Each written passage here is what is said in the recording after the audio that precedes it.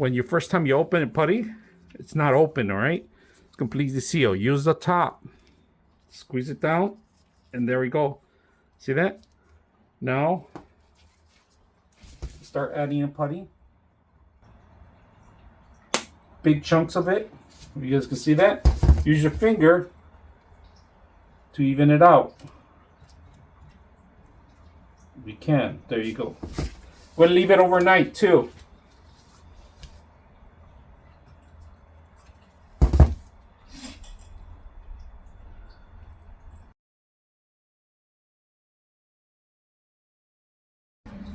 Okay.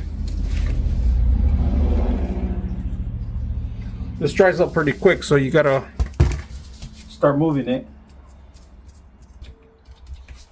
All right, we're gonna let this dry up.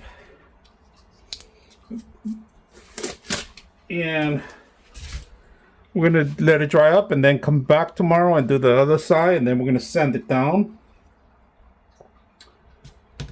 And then I think I'm gonna add some putty in this part right here too, because I feel a little weak here. So